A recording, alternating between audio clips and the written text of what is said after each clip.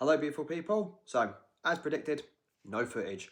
But in saying that, I'm just going to do this review video anyway for anybody who's going to the tour, is interested to see how the show went, and a few other things here and there to get started. So, just confirm, did get merch. So, we got the t-shirt, and I also got this wristband thing here, which lights up purple. So, I think it's used, originally I think it was for the song He Is, but it's for something. So, click it, and again, it flashes.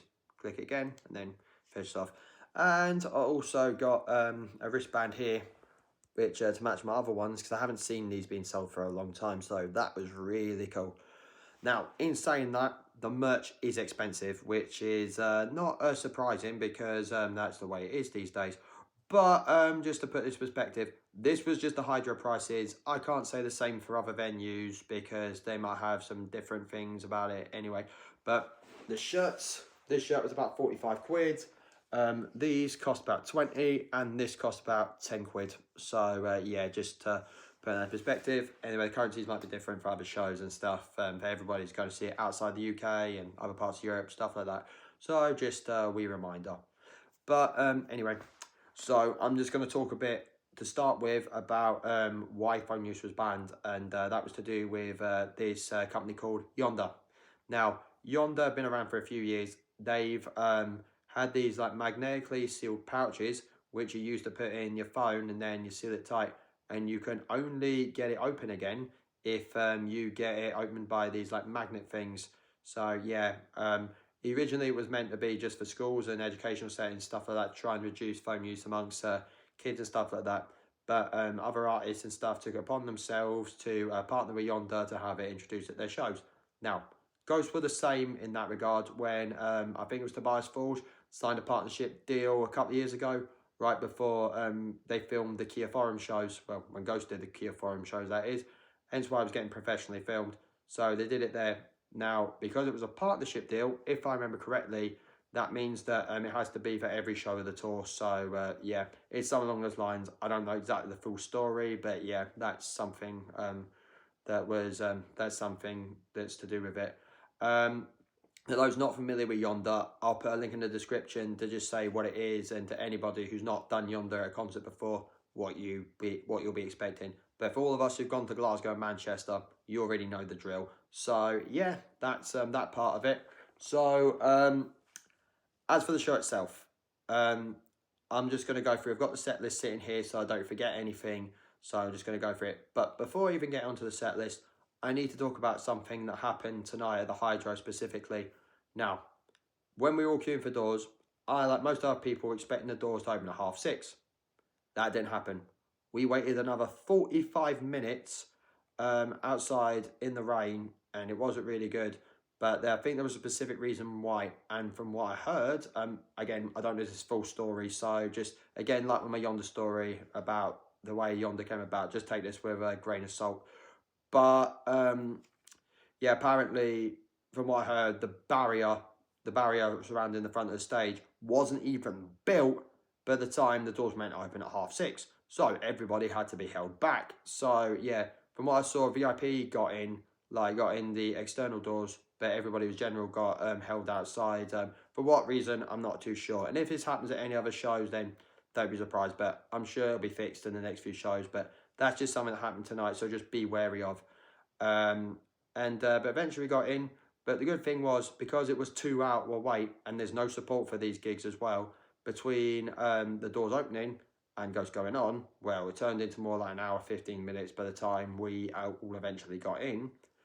By the time we all got in, yeah, we were only waiting for like an hour. So it actually cut down the waiting time inside the arena pretty well. And it got merch inside and all that, so that was cool. Now, onto the main show itself. Now, what I'm about to say will contain spoilers. So if you don't want any part of the show spoiled and you're going to see it, click off now. Okay, so let's get started onto it. So before they come on, they have this big black sort of cloth curtain surrounding the stage. So it's like up there and then basically it goes down to the floor. But I was a little bit baffled because basically the way the barrier was, and I think this probably caused a lot of problems. Basically the barrier was very, very, very close to it. So yeah, I think there was probably some issue there, some technicalities. That's probably what held up the doors for tonight's show. But yeah, that happened, and then they played their usual things for the come on. Clara Storner, I think it's called, the piano ballad by the Swedish artist. I can't remember who does it again. And then Misery May Deuce, which is the big choral choir thing, which is like the very like angelic thing, which they always play before they go on stage. So when that happens, you know they're about to go on. So that was cool. And then to open the show, they open with a new song, the first song off the new album. Oh god, I can't remember again. Oh yeah, Skeletor. Skeletor, so now I remember. So everyone's going to hit me for that. First song of Skeletor, which is Peacefield. So that was really good. The way that song went was just amazing. So good intro and then straight into it. And that was a really good way to get the show started. Right into new single, Latch. Now, if I'm pronouncing any of these things wrong, I apologise. Latch Rhymer, which had its 80s vibe at the beginning, which is just really good and really one of their big bangers right now. And then onto the other songs of the set list. They played a lot of songs off this album Meliora, which was bizarre because they only played like as well a couple of songs off Prequel, only one song of Impera, which is bizarre because that album just came out before, so I was a little bit baffled. But like it, they've changed the set list up a little bit, so that's worked out really well in that regard.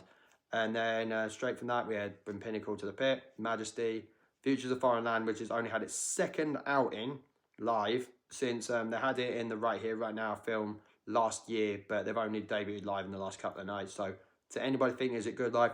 The answer is absolutely, it's spot on. I mean, it's amazing. You can't go wrong with it. So loved it for that. Devil Church, Sir Ice, Dark as a Heart of My Love, which is the only song they played off Impera. And then into Satanized, which again, that's my favourite song off their new album right now. Until the rest of the album comes out, again, I can't really judge, but yeah, that was amazing. Now, onto some of the show elements themselves. So obviously had the black curtain come down at the beginning. They had parts where Tobias Forge and Papa 5, Papa V, dressed up in sort of like different costumes. So references some of the other ones. So dresses up in our priest costume, and he's got the big hat for the references Papa 1 or Papa, I can't remember. Sorry, I'm not as clued up as most other people are about the whole lore of it. I do know bits of it, but I don't know like the full thing, despite the fact I've watched videos on it. But anyway, so yeah, the different costume changes and that, which was pretty cool. And then right behind the stage, it was a little bit weird. So I had the big G, like the sign, which is like the cross thing combined with the G thing. All the fans will know what I'm talking about. Is like a big light fixture, and it moved up and down at points, which was really cool. It was really quite a spectacle in itself. Behind that, there's this big black flowery curtain up. Well, not flowery, more like frilly curtain up. And then at one point, it dropped to reveal stained glass murals. Now, this was funny, and it's a big spoiler alert. They had these like inflatable arches around the murals. And I don't know if this was actually meant to happen, but they actually like fell down. So yeah, that basically came off like, I don't know again if that was supposed to happen or not, but anybody who goes to see the show and to anybody who saw it last night in Manchester might know what I mean. But anyway, so that was that. Now, I didn't realise the stained glass murals were actually a TV screen until the end of Year Zero, which brings me on to my next point. So, up until Year Zero, I thought there was going to be more pyrotechnics involved in the show. So I thought from the first half of the show's perspective, for me, although I had some pretty spectacular elements, I felt like the show was a little bit lackluster because I was expecting from all the hype, the phoniest band, and the fact there was only them on, I was expecting it to be, my other shirt's under here, oh, not the Day to Remember one, I was expecting it to be Rammstein level spectacular. Not exactly. So there was like no pyro or anything right up to Year Zero, and everyone who's seen them live before and knows about them knows that Year Zero is when they unleashed the pyro, and they did, and it was hot. And then they set off the fireworks right off the end of that song, and right at the end, this when I realised the murals were a screen, the murals like pretend to smash, and then we got into this like star sort of like background and spacey sort of vibe for He Is, and that's because it involved stars and all that, which was cool. Then into Rats, and they had these like fire beacons at the sides of like the drum kits and the side of the stage and that, which was pretty cool. And that's when a lot more fireworks and stuff started like going off and that, which was really cool. Then we come on to Kiss the Go-Go. No, not Kiss the Go-Go. The next one, so that's Kiss the Go-Go, Mummy Dust. Now, during Mummy Dust, they have a big confetti shower, which is basically like the pretend dust that like flies down. In that dust, they have these like dollar bill things with like ghost on it, with like 666 and stuff about the clergy and that. So I had one, but I gave it away to a friend of mine. So if you watch this, by the way, hi. So that was cool. And then Monstrance Clock, which is another one of the deep cuts I haven't played for a while. Heard that and I thought, wow, that's pretty cool. Then you're coming to the encore of Mary and a Cross, Dance Macabre, and Square Hammer. They were spectacular, so couldn't fault them for that. The only real downside I have about tonight is the fact that, now, for a metal gig, which is actually not surprising, for people who have seen these guys before, there's not really much crowd movement. So there was a couple of people around me and stuff who were like jumping about and all that and getting pretty into it. Thank God we did, because second last song, Dance Macabre, lo and behold, somebody passed out right in front of us. So yeah, that wasn't good. And I swear to God, this is just an observation I've made throughout the years. It's not really me criticising the crowd or anything, but it always seems to be when the crowds like stand ultra still instead of when they're jumping about, that things tend to happen. So yeah, that's just a thing. So just bear that in mind if you're standing. If you're standing still for too long, just try and move and try and jump about a wee bit. Try to get yourself back up. If you need medical assistance, straight to the barrier, or I'm going to give away something. If you're ever in trouble, do this. Do the exit the barrier and somebody might see you. So help will come in, and the crowd was really good. Could not fault the crowd for the fact everybody helped out each other and everybody was there for the same reason. As for face paint, now the Hydro confirmed that face paint was allowed. It varies to some venues. So if you're planning on dressing up wearing face paint, please contact the venue prior just to see if it's allowed or not, just because some venues do, some venues don't. But I think I've covered everything so far, so yeah, that's cool. So that was tonight. To everybody who was there, you know, to everyone going to see them, you're in for a treat. I mean, you're not even ready for what's about to happen. I know I've gone into detail about some things here, but trust me, once you see it for yourself, you'll be amazed. So that was that tonight. Our next gig will be on Sunday. We'll be back in the Academy seeing Billy Eilish's brother, Phineas. So can't wait to see his solo songs. Going to be a bit more chill, but yeah, we're going to see how it goes. So love yous and leave yous, and good night.